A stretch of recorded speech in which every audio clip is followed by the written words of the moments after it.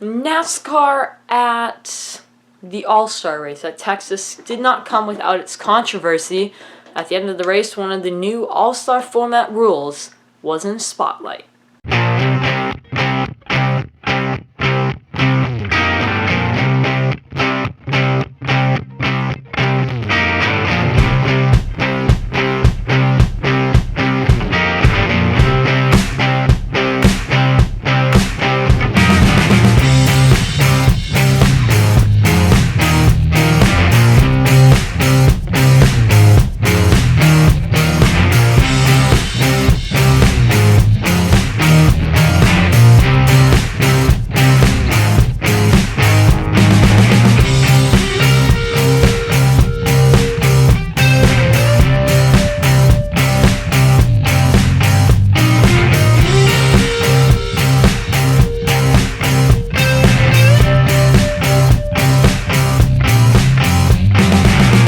Hello everyone and welcome back to another video. My name is Cameron Simpson and today we're talking about the All-Star race, a race that was in the spotlight this weekend, and we're going to start by talking about the end of the race first. Let's get right into it. As always, All-Star weekend is one of the most anticipated weekends lately in NASCAR, as the drivers kick back all the weekly stress and really go for one prize, the $1 million. And every year NASCAR decides to switch up the formula of how we run these races and make it more interesting for the fans and potentially test things that could come to NASCAR in the future. One of the major pieces that were on full display, a couple years ago we had the choose cone rule, full display. Tonight we have it must end under green rule that was in the spotlight that NASCAR decided to implement in this race, which means green, white, checkers, the race must end under green. A yellow flag and the driver hasn't passed the start-finish line yet, it doesn't matter. And that rule came into fruition today because it was the final couple laps. Ryan Blaney, he had the race in the bag. Around turn 4, caution waves, and all of a sudden, Ryan Blaney thinking, oh, I just won the race. Ryan, I hate to tell you, but you did not win the race, buddy. You are instead behind the 8 ball. You put your window net down, and because of the window net being down, this rule required by NASCAR that it's a safety hazard. The window net must be up, it must be secure, and apparently, and I didn't even know these window nets are extremely hard to get up, extremely hard to get fastened. The broadcast described that the strongest guy needs to put that window net up. It's not an easy task, never has been, never will be, according to our broadcasters on Fox today. According to Larry McReynolds, knocked it out of the park as always. They described it as a hard thing to do, and that you need the strongest guy to do it, and Ryan Blaney described it after his interview as he's not the strongest guy to do it. And so Ryan Blaney obviously frustrated. He just won the race, he thought. Nope, you didn't. And this rule, obviously these teams aren't used to it, but you gotta read the rule book if you're the crew chief beforehand. You see those flashing yellow lights, you need to make sure that the race is finished.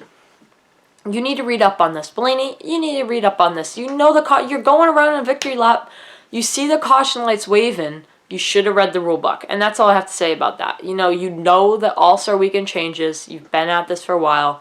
Please just read the rules. Please know what's happening before you hop in the car. It's like so dumb and stupid that they would think, oh, we just won the race, let's put the window net down. The yellow lights that are on the side are flashing. Maybe it was the moment that got to him. But in my opinion, you need to be able to see those lights flashing. You need to be able to see those blinking yellow lights and be like, yeah, that's my bad, guys. I didn't know what was happening. I'm sorry. Now, in NASCAR's rules, he should have been black flagged. Don't get me wrong. Blaney should have been black flagged because he couldn't get the window net back up.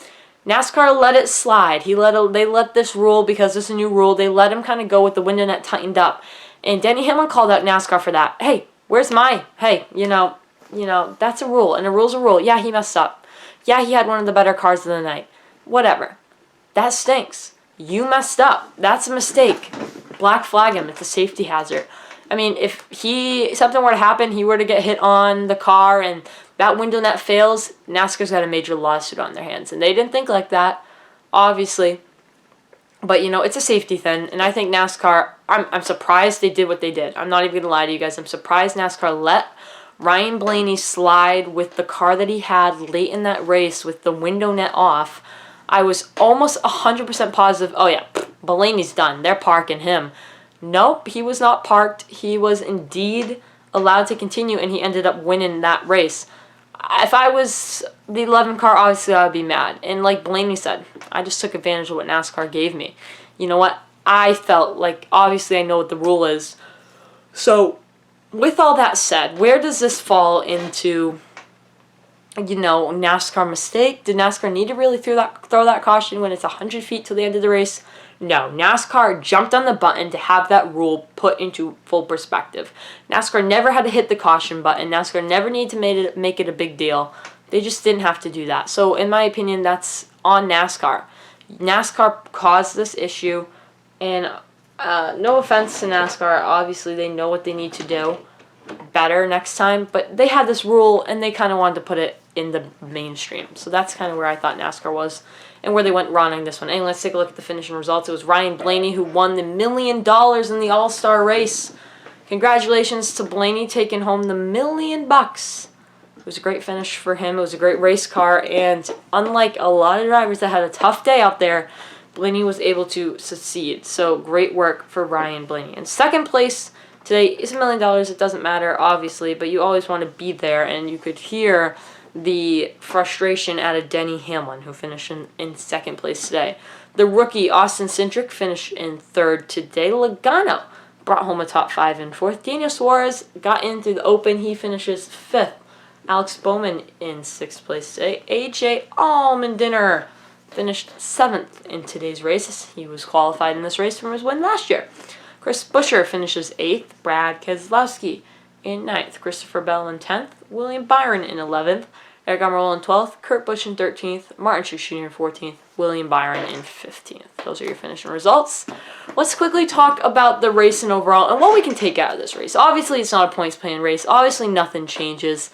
We can take off of where speed was. And yet again, Toyota was fast at 1.5 miles. Every team should be concerned next week going into the Coca-Cola 600, in my opinion. Toyotas are ripping it at these 1.5 mile racetracks. They've been fast. Obviously, they didn't bring home the win today, but they've been fast. So with that, I think that they need to, I would be a little bit worried. I'm not even going to lie if I'm a team owner, if I'm a teammate of any of these cars. They're ripping it out there, guys. Boys, they're going fast. That's what I'm telling these guys if I'm an owner. We need to figure something out. Obviously, they want to. But the Toyotas and the best cars were taken out of this race, which I think added to the product because I felt like Kyle Busch was sweeping a clean sweep. His pit crew was wicked fast this week. His car was wicked fast. He was going to take the clean sweep, in my opinion, and win this whole race. That's what I was thinking.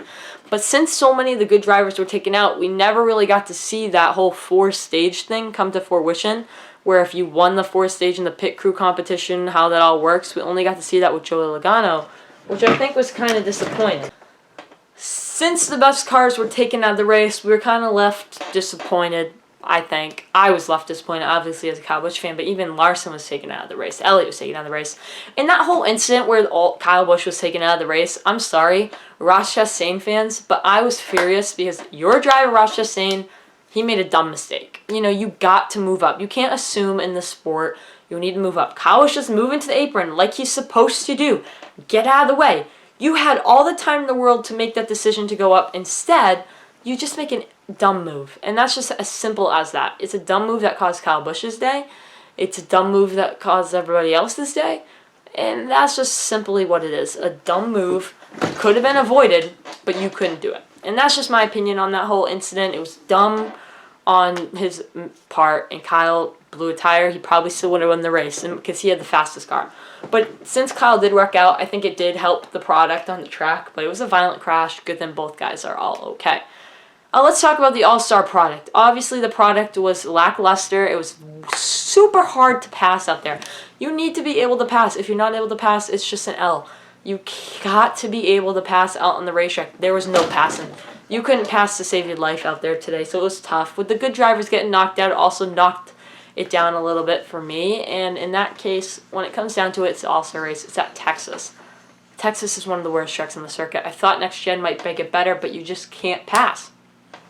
It's as simple as that. If you can't pass, the racing's not going to be great. Anyway, that's my opinion on the whole incident. On the hit the gas or hit the brakes, I'm hitting the brakes. C-. I guess the finish added to it.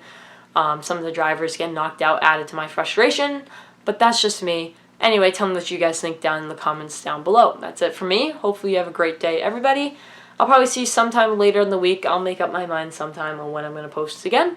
Until then, summer's coming. We're going to be posting a lot more soon. Peace out.